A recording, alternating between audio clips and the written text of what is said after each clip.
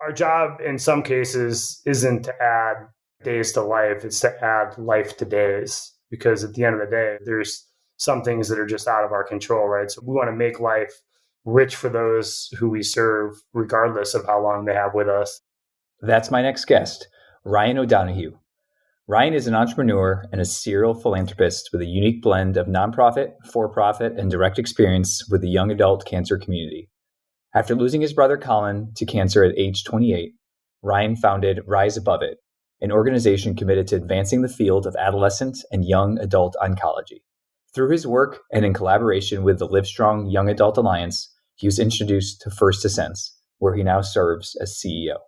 First Ascents provides life-changing outdoor adventures for those impacted by cancer and other serious health conditions between the ages of 15 and 39. Their for-profit subsidiary, Stoke Broker, offers curated adventure experiences for individuals, families, companies, and groups seeking to ignite impact through adventure. Ryan is also the CEO of Stoke Broker. How does he do it? By making zero excuses and leaning into his passion for helping young people navigate cancer, multiple sclerosis, and other major health conditions. I'm Nick Smorelli, and here's my conversation with Ryan. I think probably a lot of people listening have experienced what it's like to be a young adult and understand just kind of the inherent nature of that experience, establishing your own identity and independence outside of other support systems, whether it be your family or your kind of formal education and university setting. And it's just it's kind of when you're in the prime of your life and you're hit with this serious diagnosis, it to some extent puts you on the sidelines from your peer group who's hitting the gas when it comes to building their careers or, with relationships and building families. And so again, I spoke to the research a little bit, but these populations face a lot of kind of short-term and long-term health and psychosocial challenges that include difficulty re-entering the workforce, problems with infertility, challenges with dating. There are these secondary health concerns and oftentimes disabilities that come along with that.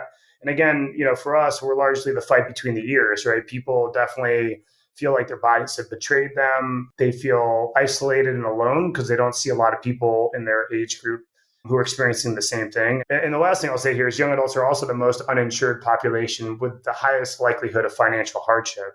These are your prime earning years. A lot of, like I said, people are kind of working to build their careers. And when you're navigating a serious health condition, envision what that's like while you're trying to pay for your first apartment or whatever the case may be. But now you're navigating medical treatments and the healthcare system and the financial toxicity that comes with that. So unfortunately, most programs designed to support people living with cancer or MS don't focus on the specific needs of young adults. And so really with First Ascents, our experience is designed to normalize and destigmatize cancer and MS through a shared experience, right? Everyone who comes out to these programs, they share that experience, that unfortunate diagnosis in some form or fashion, and to provide this safe and comfortable environment, but also whereby participants are exposed to these unforgettable outdoor adventures with their peers in some of the most beautiful places throughout the US. And really, the experience helps them, really the adventure side of the experience, because most people who come out to our programs have never gone out to whitewater or kayak or rock climb or surf or whatever it may be that we're doing, mountain biking, climbing. All these activities are oftentimes new to folks. Really, these experiences help them to oftentimes move beyond these perceived limitations and regain confidence in the self-efficacy that's often lost during that process of receiving a diagnosis and going through subsequent treatment.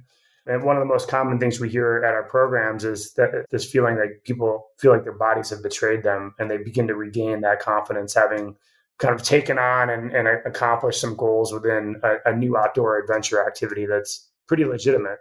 Outside Magazine recently had a story about the mental health benefits of exercise and adventure and maintaining this sense of groundedness.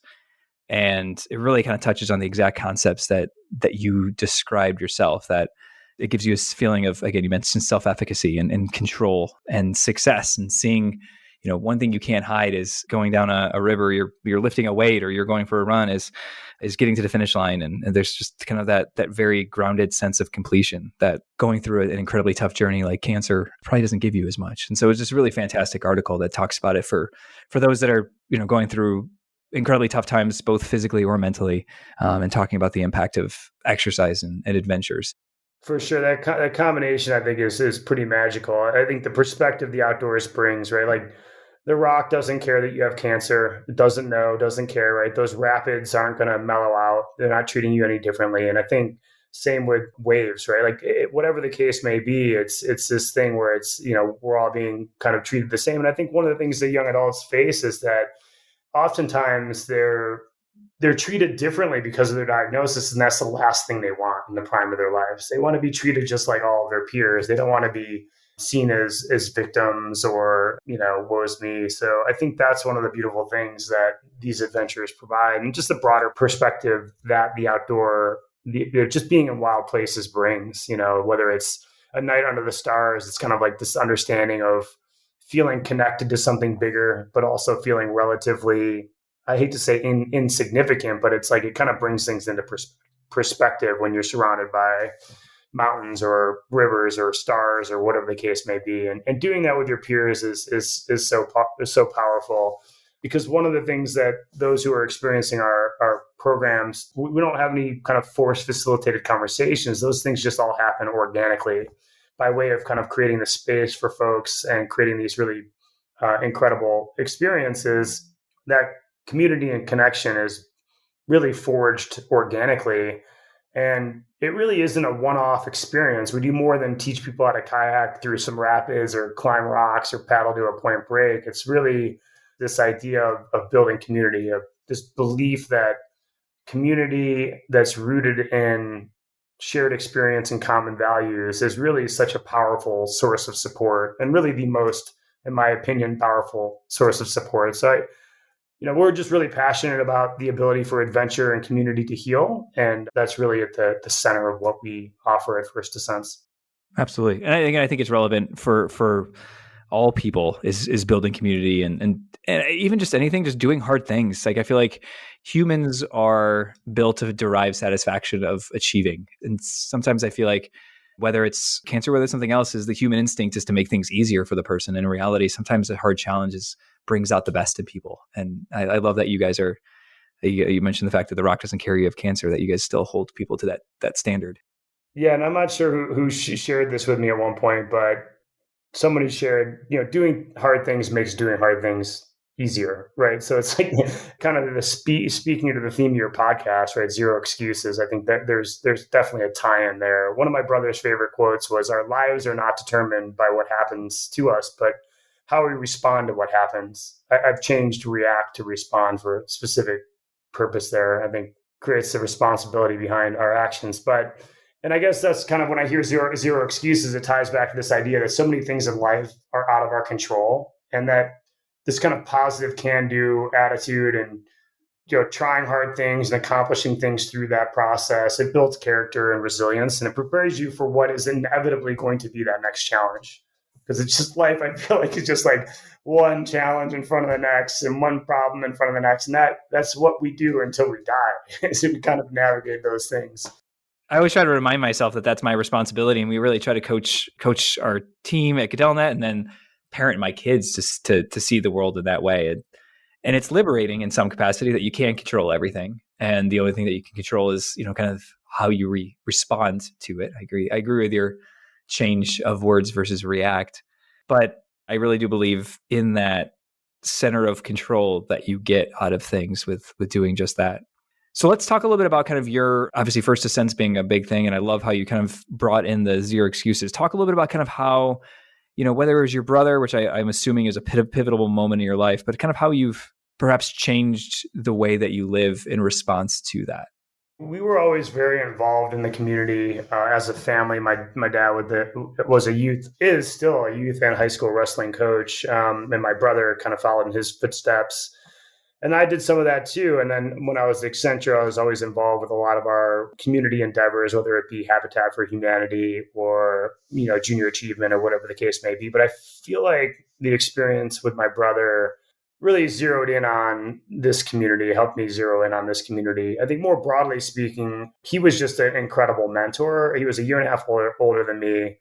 He was my best friend, and he was just a huge mentor. And he was always in my corner and always at the same time held me accountable if and when I made excuses, right? So I remember a very specific example when I lost a youth wrestling match and I was making excuses and I was kind of being a poor sport about it, that he gave me a bloody nose. He just didn't accept it. And so I know in today's day and age, that might not be so acceptable, but it was one of those things where he gave me some tough love there and I'll never forget it. In addition to that, I think, just my parents, they were always very loving and encouraging and understanding of where I was at in my life. And yeah, I don't know. I think we always just had just really strong community values. My mom was a nurse of 41 years. And so it was always in service to others. And I think just the combination of that family nucleus led us to this place of really caring about being of service. And for me, just the experience of seeing what it is like for a young adult to have to navigate a life-threatening, life-altering illness at such a young age, that just zeroed me in on this community. And it allowed me to feel this connection to others going through these similar experiences and fuels the passion for wanting to be of service to that specific group. So I had the opportunity a few weeks ago to attend your ball. And one of the things that I would say affected me most emotionally was at the end, where you saw some of the pictures of individuals doing amazing things that had passed. And as I'm even saying it now, it draws back some of the same emotions from a few weeks ago. To that end, it's created things that I've been pondering, in walks and in runs, which is kind of this idea of kind of how time is so incredibly finite. I guess I feel like you live that on a day-to-day basis, not only with your brother, but with the people that you serve, knowing that many of the people that you serve will not be alive the next year to participate in an event. How do you manage your empathic response to deal with that on a regular basis and still maintain a degree of optimism? I think this is a hard one for those of us who work full-time on this, and just anyone in our community becomes close with those who unfortunately don't have a poor prognosis and pass away too young. That is one of I guess that's the kind of the ability to hold two things at once, right? This idea of being in service to others while knowing that it's going to expose you to recurring grief and trauma and loss. Being in service to others, especially in this community, is almost like stepping through like a revolving door of grief.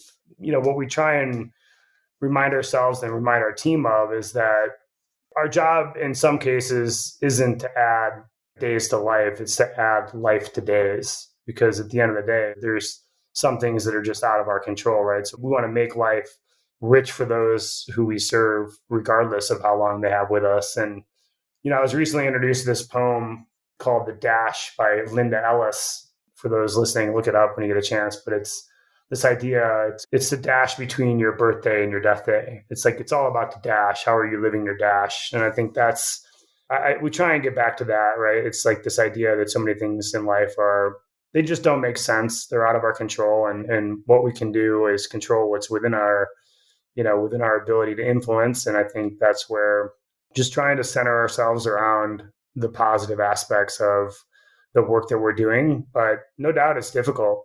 It's not easy. How is it crystallized or formed the values with which you live your life outside of First Ascents? Obviously, you're giving quite a bit of your life and your mental equity towards the organization and those that you affect. But how has that changed fundamentally the way you live your life outside of service?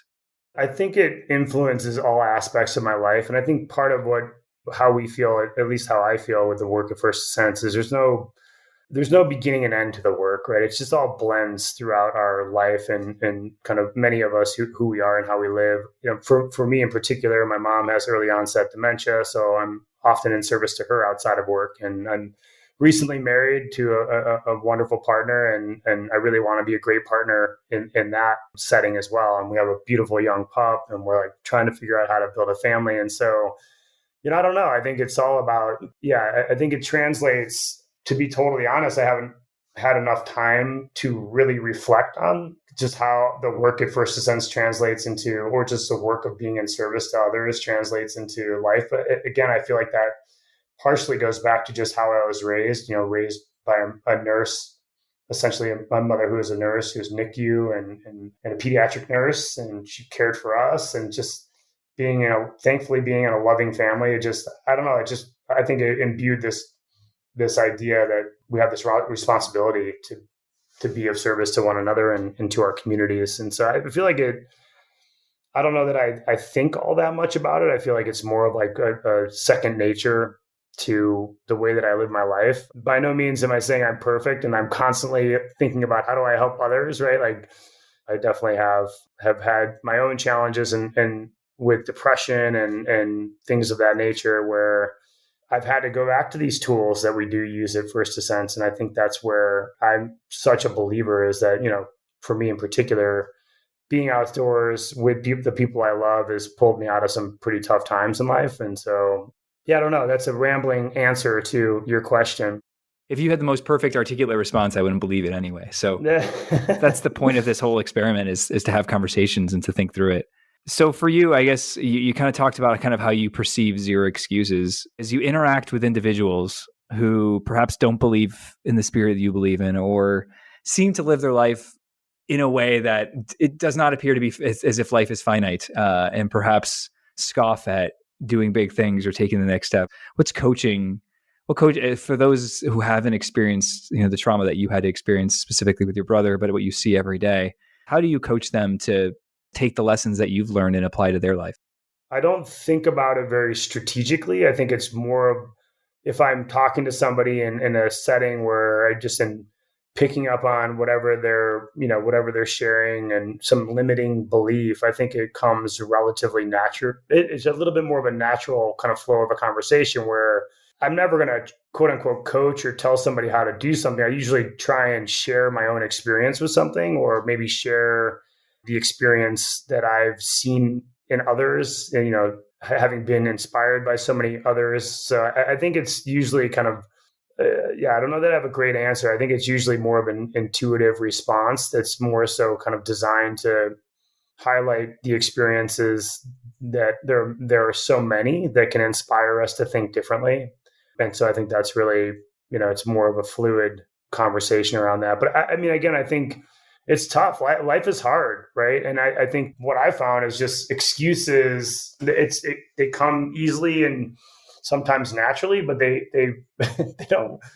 aren't always. They really aren't at all helpful ever. At least they haven't been in my life. And it's usually kind of a simple way of just framing something such that it seems unachievable. One thing I will say is that oftentimes people will say, wow, your experience is inspiring. You've had this trauma and loss. You found a way to create meaning and purpose out of it. I really want to do that in my career. And how do I do that? How do I have a job that I care about? And I know that it's just a hard answer, but I usually say, first of all, focus on something you're really passionate about. And then just continue to stay the course until you see a signpost, right? Like, people, I've had so many conversations with people who are like, I'm done with my job. I'm going to quit. I want to go work in nonprofit, or I want to go do something that has more meaning. And it's like, well, find what that is first. Stay employed.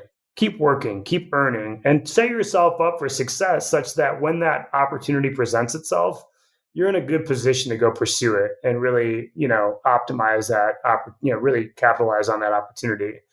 Because you really just cannot connect the dots looking forward. And for me, a lot of these things that have led me to the path of where I am, which I feel fortunate that I am able to live a life that is really built upon giving back and purpose and meaning. It doesn't make it, it's still work. It's still hard, but a lot of it is these unfortunate things that have happened in my life that I've been able to process and redirect my energy from those learnings and from my own experience. But it's not something I would have chosen. Like, even today, if you were to ask me, would you rather have had your brother die and end up on this path? Or would you rather still be working in consulting for some big company like Accenture and have your brother by your side? That's a pretty tough dilemma, right? I would probably choose still having my brother working a regular career, So it's just, you're kind of, as you are faced with these life challenges, you're, I think, forced to confront the choices you have to respond to them. One of the things I took away from actually your guys' events, one of my kids, is it's kind of gratitude, but it's gratitude for, my kids had a doctor's appointment and the doctor calls and said, hey, everything's just fine. And that phone call 4 weeks ago or 5 weeks ago before your event would have been an inconsequential, like just blip in the radar. But my kids went to the doctor and we went out to dinner that night, and it was just like, we're celebrating. My kids don't have any ailments. They didn't have any ailments before. We didn't get a "you're in remission" conversation from a doctor. It was purely just celebrate and be grateful that you're alive today, and you're still in the choice option. You're given the choice to how you respond to something. And I feel like that was one thing I really took away from your event. Well, I love that. That's such a powerful perspective. And that's a much more proactive approach than most people take. Again, I'm recovering from a recent hip surgery and I'm dealing with chronic pain, have been for 3 years. And it's kind of a longer story, but it is true that we take our health for granted when we have it, right? And so I love that proactive approach to celebrating being healthy and being whole. It's so important because inevitably those things will change, unfortunately. And so we got to be prepared for those changes, but also celebrate when things are good. A challenge that I pose to people that are in my circle is, how do you take your business and make it a force for good? Business is hard enough, and kind of how do we use the scale of our business to impact the world? So talk a little bit about your philosophy on business as a force for good, not necessarily as a nonprofit leader per se, but just somebody in the space, and kind of how business leaders perhaps can, I guess, do good work heading into 2022. I think about business leaders much like I think about people who are raising families, right? You spend so much time with your colleagues, and if you're running a business, you're inevitably, I'm sure, employing younger folks, younger generations of folks. For business leaders, I think there's just a great opportunity to help people grow both personally and professionally. I think more and more these days, we're seeing that there's just a blend between our personal and professional lives. We spend so much time with our colleagues.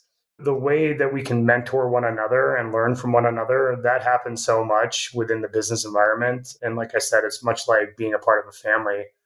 And so much growth happens. When I think about just how much growth I had working at a company like Accenture in the early part of my career, and it was all about the people. People cared about one another. We cared about creating value for our clients. We cared about our clients, and we cared about developing our teams and working with one another and enriching one another's lives. And I think that's what it's all about. I mean, obviously the bottom line matters in a lot of ways for business owners. Otherwise, you're not in business. But I think really what matters more is the people that you're involving in your business, both as employees and clients or customers.